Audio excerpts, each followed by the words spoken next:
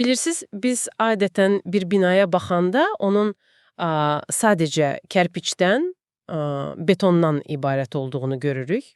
Yəni deyirik ki, hər şey maddədir. Bəli, hər şeyi o fiziki bərk halı ilə qəbul edirik. Dəqiq. Yaxud sınıq bir qolun rentgeninə baxırıq, həkim barmağını uzadır ki, bax problem buradadır. Biz də elə bilirik ki, kainat yalnız bizim bu ölçə bildiyimiz, toxuna bildiyimiz qədərdir. Aha, sadəcə üç ölçülü bir reallıq kimi. Amma bugün bu səsli araşdırmamızda tamamilə fərqli bir mənzərəyə baxacağıq. Biz Vahid Rızayevin təlimlərinə və yaranış kitabına çox dərin bir daxil olacağıq və bu mənbə, yəni bizə deyir ki, o rentgen aparatına baxanda əslində kosmik mənzərənin heç %1-ini belə görmürük. Tamamilə. Və bugün məqsədimiz dinləyicilərimizi o ənənəvi doqmalardan, o alışdığımız qorxulardan uzaqlaşdırıb, məsələyə ilahi elm perspektivindən baxmaqdır. Çünki bu kitabda yanaşma çox, belə deyək, fərqlidir. Çox fərqlidir, bəli. Və yolunmadan, mürəkkəb terminlərə boğulmadan bu fəlsəfəni açmağa çalışacağıq. Deməli, gəlin elə ən təməl məsələdən başlayaq, işıq konsepsiyasından. Baxın, ən böyük dəyişiklik elə buradadır. Biz əsrlərdir formalaşmış təsəvvürlərimizi bir kənara qoymalıyıq. Yaranış kitabı, yaradıcı qüvvəni hansısa şəxsləndirilmiş bir figur kimi yox, Buludların üzərində oturan biri kimi yox yəni. dəqiq, elə yox. Onu işıq olaraq təqdim edir. Yəni, bütün varlıqların, fəzanın, hər şeyin təməli bu işıqdır. Və ən maraqlısı, bəşəriyyətin ən xaoslu, ən çətin dövrlərində ortaya çıxan göndərilənlər, yəni peyğəmbərlər də bu işığın birbaşa daşıyıcılarıdır. Gəlin bunu biraz da aydınlaşdıraq. Çünki tarixə baxırıq, mütəmadi olaraq fərqli yerlərdə bu göndərilənlər peyda olub. Ənənəvi olaraq necə düşünürük? Düşünürük ki, onlar sadəcə seçilmiş, daha yaxşı, daha əxlaqlı insanlardır. Aha, adi insanların sadəcə biraz fərqli versiyası kimi. Bəli. Amma mənbə bəşəriyyət və peyğəmbərlər arasında çox kəskin bir xətt çəkir. Deyir ki, bəşəriyyət, yəni bizlər, zərrədən yaranmışıq. Yəni maddi hissəciklərdən, bu fiziki dünyanın atomlarından. Düzdür. Zərrə təbiəti etibarilə fərqlidir. O xəta edə bilər. Aha, amma göndərilənlər belə deyil. Onlar zərrədən yox, birbaşa işıqdan yaranırlar. Və kitabda çox heyrətamiz bir cümlə var bununla bağlı. Deyir, məkanımdan göndərilənlər məkanıma dönərlər, işığımdan göndərilənlər işığına dönərlər. Yəni, onlar üçün təkrar yaradılış və ya bizim anladığımız mənada mühakimə yoxdur. Yəni onlara sorğu yoxdur? Bəli, onlara sorğu yoxdur. Çünki onlar onsuz da o mənbənin bir hissəsidirlər. Biz insanlar zərrə olaraq öyrənirik, səhv edirik, düşürük, qalxırıq. Amma işıqdan gələnlər öyrənməyə gəlmirlər. Onlar icra etməyə gəlirlər. Bilirsiniz, bu mənə nəyi xatırladır? Yəni, müasir bir dillə desək, bənzətmə etsək, sanki biz fiziki cihazlarıq, kompüterin hardver hissəsiyik. Çox gözəl analogiyadır, bəli. Və biz maddədən ibarətik deyə, zamanla qızırıq, sistem xaos yaradır, viruslara yoluxur və çökür. Və sistem çökəndə onu xaricdən, yəni kənardan bir müdaxilə olmadan düzəltmək olmur. Təkcə cihazın öz detalları ilə onu bərpa etmək mümkün deyil. Dəqiq. Deməli, bu göndərilənlər birbaşa serverdən göndərilən o saf, toxunulmaz softver kimidir. Yəni, proqram təminatı yenilənməsi kimidir. Cihazın yaddaşını bərpa etmək, xilas etmək üçün xaricdən yüklənirlər. Məhz buna görə də onların reallığı qavrayışı bizimkindən tamamilə fərqlidir. Mənbə deyir ki, bəşər görməz, amma o, müqəddəslər kainatları həmişə görərlər. Onlar bu üçölçülü maddi dünyaya bizim kimi həbs olunmayıblar. Onların missiyası sadəcə lokal bir qrupa liderlik etmək deyil. Qətiyyən, onların əsas işi bəşəriyyətin o korlanmış tezliyini yenidən o işıqla, o təmiz proqramla sinxronlaşdırmaqdır. O ilahi elmi gətirməkdir. Bəs ondan maraqlı bir sual yaranır. Əgər onlar saf işıqdırsa, niyə bizim bu xaos, qan, müharibə dolu maddi dünyamıza enməyə ehtiyac duyurlar? İşıq niyə bu çirkabın içinə gəlir? Çünki o qaranlığı yaradan elə bəşəriyyətin özüdür. İnsanlar bir-birinə zülm etdikcə, egolarının əsiri olduqca böyük bir enerjetik qaranlıq toplayırlar. Və bu qaranlığı yarmaq üçün yenilənmə şərtdir. Amma diqqətimi çəkən başqa bir şey var. Bu göndərilənlər belə, yəni bir gecədə peyda olmurlar, düzdür? Kitabda ağ geyimlilər deyilən varlıqlar tərəfindən çox ağır bir hazırlıq prosesi təsvir olunur. Bəli, bu çox vacib məqamdır. Ənənəvi dində biz onları Cəbrail və ya mələklər kimi tanıyırıq, düzdür? Amma bu mənbədə onlar sanki kosmik mühəndislərdir. Məsələn, Məhəmməd Peyğəmbərin Hira mağarasında yaşadıkları, o ağ geyimli varlıq ona sadəcə əzbərləyəcəyi bir mətn vermir. Bəli, əksinə, ona çox ağır bir ilahi informasiya bloku yükləyir. Və bu, o filmlərdəki romantik qeybdən səs gəlmə səhnələrinə heç bənzəmir. Heç bənzəmir, bəli. Çox ağrılı bir prosesdir. Mətn xüsusi vurğulayır ki, Peyğəmbər fiziki sarsıntı, şiddətli bir üşütmə keçirir. Yəni, biz elə bilirdik qorxudur.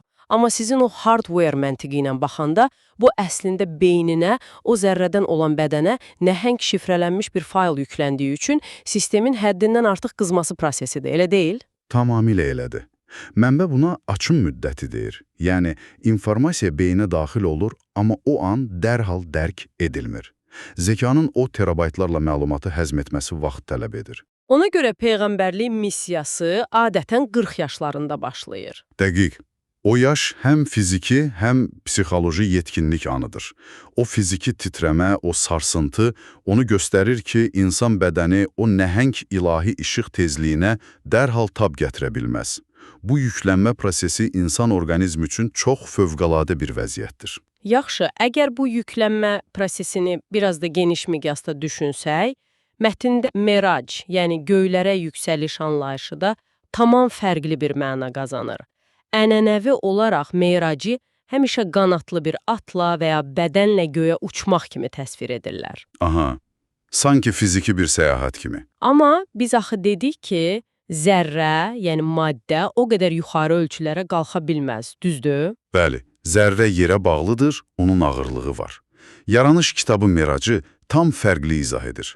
Bu, bioloji bədənin uçuşu deyil.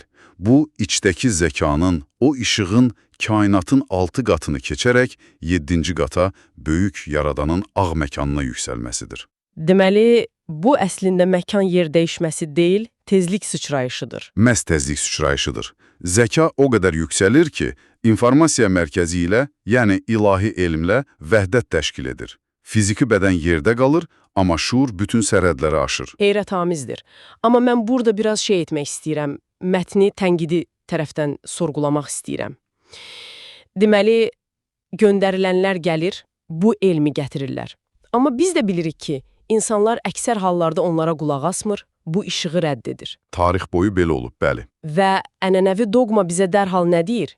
Deyir ki, Tanrı qəzəbləndi, cəza olaraq zəlzələ göndərdi, tufan göndərdi. Lakin mənbəyimiz bu Allahın qəzəbi məsələsini qətiyyətlə rədd edir. Bəli, həm də çox kəskin rədd edir. Kitabda böyük yaradanın açıq bir cümləsi var. Mən cəza verən deyiləm. Yəni, yaradan saf işıqdırsa, orada qəzəb, nifrət və ya qisas kimi belə bəşəri, egoistik hisslər ola bilməz. Bəs onda bu fəlakətlər nədir?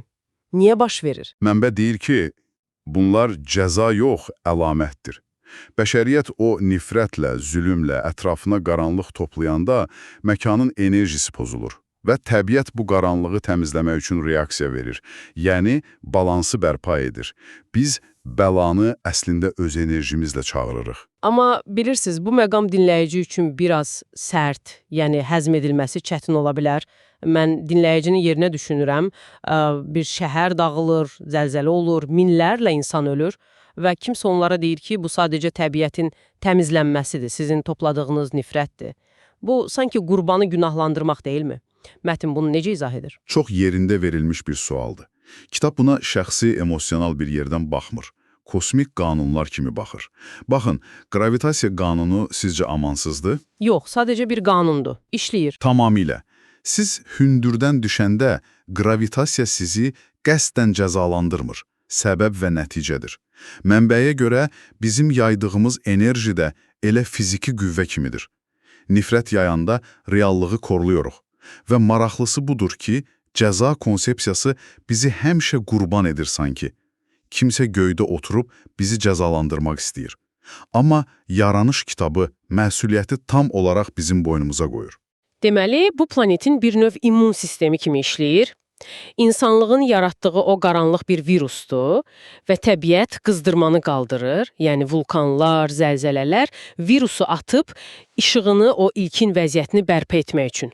Bəli, qızdırma cəza deyil, sağalma prosesidir. Yaxşı, bəs biz dayanmadan qaranlıq toplayırıqsa, təbiət də qızdırmanı qaldırıb təmizləyirsə, bu dəhşətli dövrə heç vaxt bitməyəcək. Bu proses harasa gedib çıxırmı? Çıxır, əlbəttə. Proses davam edir, amma mənbə qeyd edir ki, işıq həmişə qorunub saxlanmalıdır. Və Vahid Rızayevin təlimlərində çox güclü bir vəhdət mesajı var. Deyilir ki, məscidlər, kilsələr, atəşgahlar bütün inanc yerləri qorunmalıdır. Hətta formaları fərqli olsa belə. Bəli, çünki arxitektura fərqli ola bilər, amma içində edilən hər bir saf dua, işığa yönələn hər bir niyyət o qaranlığı dağıdır. Yəni, lampanın forması və ya şüşəsinin rəngi heç bir əhəmiyyət kəsb etmir, əsas onun içindəki işıqdır. Dəqiq belədir. Dini müharibələr, ayrı seçkiliklər ilahi elm perspektivindən baxanda tam bir absurd və mənasızlıqdır. Çünki bunlar sadəcə qaranlığı qidalandırır. Formaya bağlanmaq bizi əsl mənbədən qoparır. Bəs gələcəyə dair nə deyilir? Mən kitabda çox, belə deyək, spesifik bir məqam görmüşdüm. Yeni bir göndərilənin gələcəyi barədə. Aha, bəli. Mətin sadəcə keçmişi təhlil etmir. Prosesin bugün də davam etdiyini deyir. Bəşəriyyəti ilahi elmlə aydınlatmaq üçün yeni bir göndərilənin gələcəyini müjdələyir. Özü də mənfi, mistik bir rəvayət kimi yox. Çox dəqiq koordinatlar verir, səhv etmirəmsə, şərqə, 40-cı və 60-cı meridianlar arasına, payız fəslində. Hətta fiziki görünüşünü də təsvir edir. Uca boy, gülərüz, arıq biri olacaq. Bir fəlsəfi kitabın belə riyazi meridianlar verməsi çox heyrətamiz deyilmi? Niyə bu qədər dəqiqlik? Çünki bilirsiniz, bu dəqiqlik məsələni o dumanlı xurafatdan, mistikadan çıxarır. Əgər sadəcə bir xilaskar gələcək desəniz, hər kəs özünə görə yozacaq. Bəli, hər kəs deyəcək bizdəndir. Düzdür. Amma meridianlar verəndə bu artıq kosmik bir mühəndislik planıdır.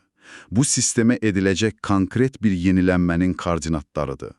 Onun məqsədi kimisi kimdənsə üstün tutmaq yox, qaranlıq varlıqların simasını açmaq və insanı ilahi elmlə tanış etməkdir. Deməli, biz kör-körənə inanc dövründən tamamilə fərqli bir elm dövrünə keçid edirik. Gəlin indi bunu biraz toparlayaq, çünki doğrudan da çox dərinlərə getdik. Bizim anladığımız qədərilə göndərilənlər bəşəriyyətə imperiyalar qurmaq və ya tunc heykəllər ucaltmaq üçün gəlmirlər. Onlar qaranlığı yarmağa gələn işıq varlıqlarıdır. Aha, bəli. Saf informasiya daşıyıcıları. Və təbiətdəki o fəlakətlər qəzəbli bir Allahın cəzası deyil, onlar sadəcə bizim öz kollektiv nifrətimizin yaratdığı xaosun təbiət tərəfindən təmizlənməsidir. Biz qurban deyilik. Biz o işığı da, qaranlığı da özümüz seçirik. Dəqiq. Amma bütün bunları danışdıqca mənim beynimdə o qaranlıq və işıq məsələsindən yaranan çox bilirsiniz biraz da qorxulu bir sual formalaşdı. Mətn bunu birbaşa yazmasa da fəlsəfədən aydın hiss olunur. Əgər biz bəşər olaraq zərrədən yaranmışıqsa, amma daimi olaraq bir işıq axtarışındayıqsa. Aha, maraqlı yerə gedirsiniz. Düşünün, bəlkə də əsrlərdir o dildən dilə dolaşan qorxunc, cəhənnəm, yer altında qaynayan alovlu bir çuxur deyil. Əgər təbiət cəzalandırmırsa, bəlkə cəhənnəm də fiziki bir işgəncə məkanı deyil. Bəlkə də cəhənnəm bir zərrənin, yəni insanın, öz nifrəti ucbatından, öz mənbəyindən, o işığından tamamilə və geri dönülməz şəkildə qopduğunu, dərk etdiyi o dəhşətli psixoloji oyanış anıdır. Bəli, o boşluq.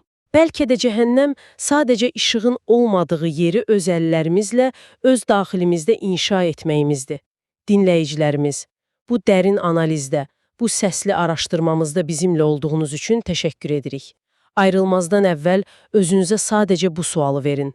Öz içindəki işığa nə qədər yaxınsan?